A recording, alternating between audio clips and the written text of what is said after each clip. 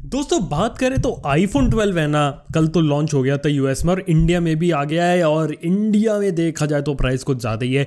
हालांकि देखा तो एप्पल अगर चाहे तो करना चाहे कम तो कर सकता है। और इसके ऊपर बात की जाए अगर एप्पल ने इतनी प्राइसिंग क्यों रखी है, तो अभी के समय में जितने भी आईफोन है वो सारे बाहर बनते हैं। अगर हम बात करें $799 के आईफोन 12 की कीमत इंडिया में लगभग 80,000 है। अगर हम उसे डायरेक्ट कन्वर्जन करें यानी कि $799 ले, उसके अंदर 20% जीएसटी डालो और 18% का अगर हम जीएसटी और 20% का कस्टम ड्यूटी इस तरीके से डालें ना, तो एग्जैक्टली जो कीमत पड़ेगी ना वो अराउंड 82,000 होगी। और एग्जैक्टली एप्पल उसे 79,990 में प्रोवाइड कर रहा है।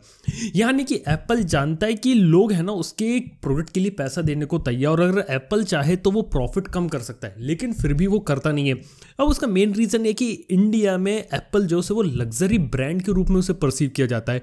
और आप लोगों को मालूम है कि एप्पल को एक आईफोन बनाने की जो मैन्युफैक्चरिंग कीमत आती है ना वो शायद $200 या $250 आती है, और उसको वो $800 और $1000 का बेचता है।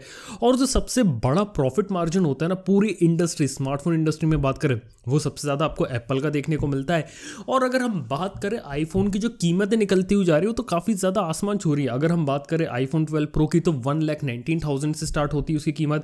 और आईफोन 12 प्रो मैक्स की बात करें तो उसका जो टॉप मॉडल है ना वो इंडिया में लगभग 1.5 लाख रुपए तक पहुंच जाता है, यानी कि 1,59,900। ये काफ़ी बड़ा अमाउंट हो जाता है। इवन जो बेस वर्जन है आईफोन 12 प्रो मैक्स का वो भी 1,30,000 उसकी कीमत है। देखा जाए तो बहुत महंगे, और ये एप्पल के जो लवर्स होते हैं और जो लोग एप्पल के लिए पे कर सकते हैं ना उन्हीं के लिए किया गया है। वैसे देखा तो इस बार के आईफोन्स में काफ़ी इंटरेस्टिंग चीज़ें भी थी, और कल जो इवेंट हुआ था तो काफ़ी सारे लोगों ने नज़रअंदाज कर दिया, लेकिन होम पॉड मिनी है ना उसे भी अनाउंस करा गया है। तो ये बात हो जाती है, यानी कि होम पॉड मिनी उनका छोटा सा स्पीकर है, लगभग 10,000 रुपये कीमत है। अगर आप एप्पल के इकोसिस्टम में हो तो वो स्पीकर एक काफ़ी अच्छी चीज़ हो सकता है। इसके साथ ही बात करें तो यहाँ पे आईफोन 12 प्रो और प्रो मैक्स में आपको बेसिकली कैमरा में एक अपग्रेड देखने को मिला है, जूमिंग कैपेबिलिटीज़ में थोड़ा अपग्रेडेशन हुआ है। इसके साथ ही जो आईफोन 12 प्रो मैक्स है ना तो उसके अंदर जो सेंसर शिफ्ट वाला OIS टेक्नोलॉजी होती है ना वो भी आपको वो देखने को मिल रही है, यानी कि सिर्फ प्रो मैक्स तक उसे लिमिट रखा गया है। देखा जाए तो कीमत काफ़ी ज़्यादा है, देखते आने वाले समय में क्या रहता है। बड़ी कुछ चीज़ों के बारे में बात करें तो ऑब्वियसली 5G को लेकर उन्होंने काफ़ी ज़्यादा बात बताई है, लेकिन 5G से रिलेटेड कुछ कन्फ्यूजन में क्लियर कर देना चाहता हूँ। लोगों का सवाल है कि मिलीमीटर वेव की सब 6 गीगाहर्ट्ज़ है। यूएस में चारों ही आईफोन्स के अंदर मिलीमीटर वेव और सब 6 गीगाहर्ट्ज़ दोनों का सपोर्ट है। इंडिया में जो मॉडल मिलेगा उसमें मिलीमीटर वेव नहीं है, उसके अंदर आपको सिर्फ और सिर्फ सब 6 गीगाहर्ट्ज़ के जो बैंड्स होते हैं ना वही देखने को मिलेगा। और इंडिया में वो 5G को इतना प्रमोट कर भी नहीं रहे हैं।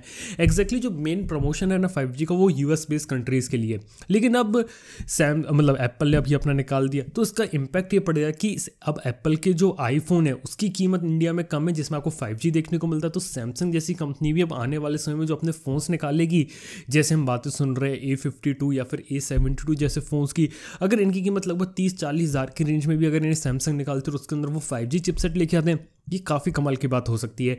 इसके साथ ही ये भी हो सकता है कि इंडिया में ये देखा देखी में काफ़ी सारी दूसरी जो कंपनीज है ना वो भी अपने 5G फ़ोन्स लेके आए, ये बात भी पॉसिबल है। और एक और इंटरेस्टिंग बात ये भी हो सकती है कि काफ़ी सारी जो कंपनीज है जो अभी बड़े फ़ोन बनाने में फोकस कर रही है तो धीरे धीरे दोबारा से कॉम्पैक्ट फ़ोन बनाने लग जाए। क्योंकि देखा जाए तो आईफोन 12 मिनी सालों बाद एप्पल ने अपना खुद का एक जो नया लाइनअप होता है ना उसमें चेंज करते हुए एक नया फॉर्म फैक्टर इंट्रोड्यूस किया 5.4 इंच की स्क्रीन के साथ। ये भी काफ़ी इंटरेस्टिंग चीज़ है। तो मेरे को लग रहा है कि छोटा आईफोन भी आया, 5G आया, ये कुछ बड़े मेजर चेंजेस हो सकते हैं। बाकी पर्सनली अगर मैं बताऊं तो मेरे को जो आईफोन सबसे ज़्यादा पसंद आया ना वो मेरे को आया आईफोन 12 मिनी नहीं, जो नॉर्मल 12 है।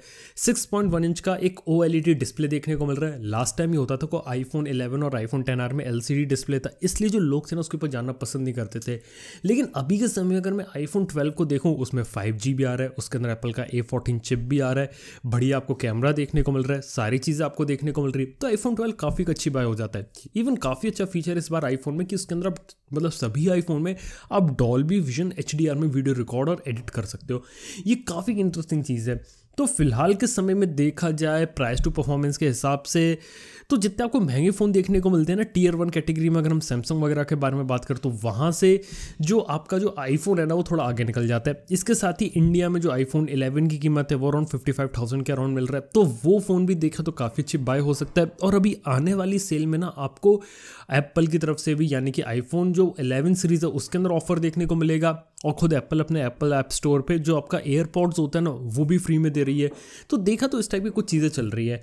क्या देखते आने वाले समय में क्या रहता है। अभी आईफोन तो आ गया है, अब इसकी जो टेक्नोलॉजीज़ है वो देखने वाली बात होगी कि इसको आपको काफ़ी कम रेट में कब देखने को मिलेगी। बस इस बार आईफोन से उम्मीदें ये थी कि इसमें और आपको 120 हर्ट्ज़ का रिफ्रेश रेट देखने को मिल जाए, लेकिन इस बार आपको कोई भी रिफ्रेश रेट 120 हर्ट्ज़ का देखने को नहीं मिल रहा है।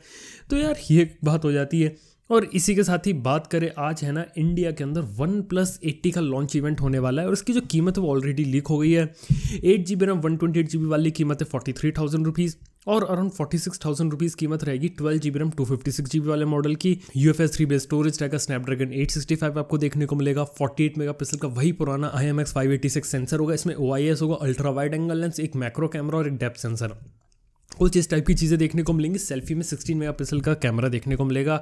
मेजर चेंज ये है कि फ्लैट डिस्प्ले होने वाला है इसके अंदर, 120 हर्ट्ज का रिफ्रेश रेट देखने को मिलेगा, ये पहला चेंज है। दूसरा चेंज है 65 वाट की जो फास्ट चार्जिंग होती है वो, और जो 4500 mAh की जो बैटरी होती है वो आपको देखने को मिलेगी। तो देखा जाए तो ये मेजर कुछ फीचर्स है। इसके साथ 2 और प्रोडक्ट्स लॉन्च होने वाले। पहले तो होने वाले ईयरफोन्स, तो वो आपको देखने को मिलेंगे आज के समय में, जो कि बर्ड जी जैसे हैं, और एक वायरलेस ईयरफोन्स होता है ना नेक बैंड वाला, वो भी रिलीज करने वाली है। इसके साथ ही बात करें OnePlus वॉच की, तो वो 26 अक्टूबर को जो इवेंट होने वाला होता है ना वहाँ पोस्टपोन हो गई। तो ये बात मैं आपको बता रहा हूँ। और इसके साथ ही OnePlus N10 5G, ये भी फ़ोन है स्नैपड्रैगन 690 के साथ। एक टिप हुआ है कि ये फ़ोन भी इंडिया में लॉन्च हो सकता है, लेकिन देखना होगा कि शायद अगली जो दिवाली के अराउंड जो सेल आएगी ना, शायद तब ये देखने को मिले।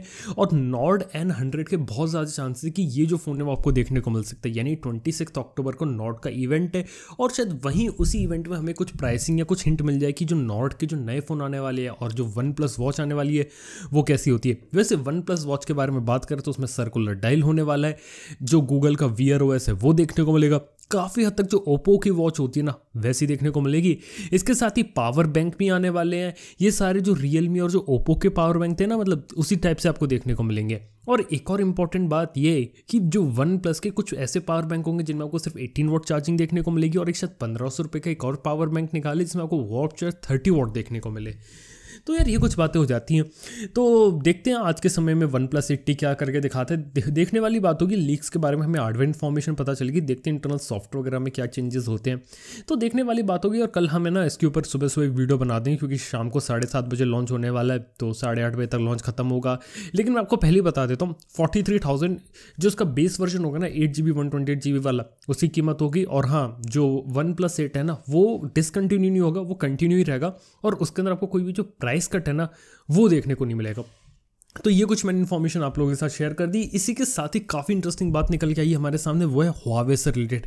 Huawei क्या कर रही है, जो ऑनर फ़ोन डिवीजन है ना उनका, वो सोच रहे हैं कि हम उसका कुछ पार्ट बेच देते ताकि उसका यूज़ करके कोई और कंपनी ऑनर ब्रांडिंग के अंदर फ़ोन्स को निकालती रहे और Huawei थोड़ी बहुत टेक्नोलॉजीज़ वगैरह प्रोवाइड करती रहे। यानी कि Huawei की पार्टनरशिप रहेगी, लेकिन जो मेन कंट्रोल होता है ना वो Huawei से ऑनर की तरफ चले जाएगा। यानी कि सीधी भाषा में ऑनर ब्रांड अलग हो जाएगा Huawei से, विथ इनडायरेक्ट कनेक्शन उसका रहेगा Huawei के साथ, ताकि जो ऑनर है ना उसके ऊपर जो यूएस बैन का जो इम्पैक्ट है ना वो देखने को ना मिले। यानी कि Huawei के ऊपर यूएस बैन लगा हुआ है तो यूएस की कंपनीज Huawei के साथ काम नहीं कर सकती। लेकिन अगर ऑनर ब्रांड को थोड़ा सा अलग कर दे और उसको कोई और पेरेंट कंपनी बना दे और वो उसको चलाए ना, तो हो सकता है कि ऑनर ब्रांडिंग के अंदर आपको इंडिया में फ़ोन देखने को मिले जिनमें गूगल का प्ले स्टोर भी देखने को मिले। ये एक छोटी सी चीज़ है जो लोग ट्राई कर रहे हैं, और देखते क्या ये चीज़ हिट होती है कि नहीं।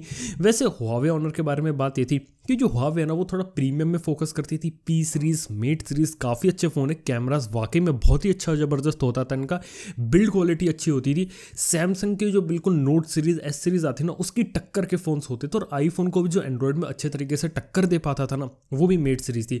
तो Huawei ने फोकस किया था कि हम प्रीमियम में तो वहाँ फोकस करेंगे। ऑनर को उन्होंने बनाया था budget, mid range, specially India में जिस टाइप के फ़ोन ज़्यादा बिकते ना वहाँ पे ऑनर का फोकस था। और एक ज़माने में ऑनर के फ़ोन्स इतने ज़्यादा अच्छे हुआ करते थे कि Xiaomi और Redmi के फ़ोन्स को टक्कर देते थे।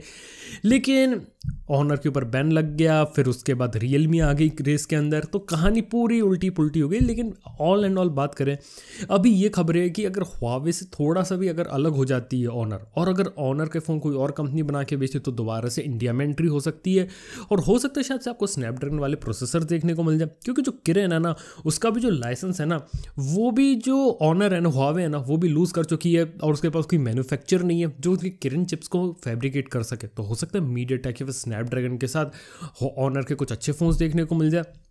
कुछ भी हो सकता है, लेकिन अगर इस टाइप की चीज़ें होती है तो काफ़ी मज़ा आएगा देखने में। ये भी प्लॉट ट्विस्ट की तरीके से जो हावे के ऊपर जो बैन लगा है पिछले 1 साल से जो कहानी है ना उसको मैं फॉलो कर रहा हूँ, तो देखते हैं आने वाले टाइम में क्या रहता है। अब चलिए जाते जाते आप लोगों के कुछ कमेंट्स वगैरह को पढ़ लेते हैं। तो यहाँ सबसे पहला जो कमेंट है ना वो पूछा है मितुल भाई ने, वो पूछ रहे हैं कि मेरे पास Realme XT है तो क्या सॉफ्टवेयर अपडेट से स्क्रीन के रेजोल्यूशन कम कर सकते हैं?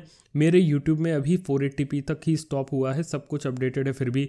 एग्जैक्टली देखा तो थोड़ा सा रोल आउट है, मतलब क्या कह सकता हूँ मैं, यूट्यूब में अगर 480p अगर आपका चल रहा है ना, एक बार आप वाईफाई वगैरह पे ट्राई करो या फिर कैश और जो डेटा होता है ना वो क्लियर करो, उसके बाद आप चेक करो तो हो सकता है वहाँ पे उसके बाद 480p के बाद 720p जो 1080p का ऑप्शन है ना वो ओपन हो जाए।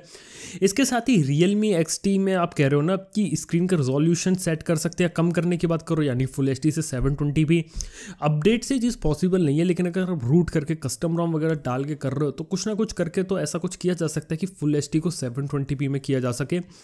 लेकिन एग्जैक्टली इसका कोई इतना बड़ा फायदा नहीं है और ओवरऑल नुकसान नहीं होगा कि आपको इतनी शार्पनेस लूज करोगे, और बैटरी वगैरह पे मेरे को लगता नहीं कोई बड़ा इंपैक्ट पड़ेगा। ऑफिशियली Realme ने ऐसा कोई ऑप्शन दे नहीं रखा।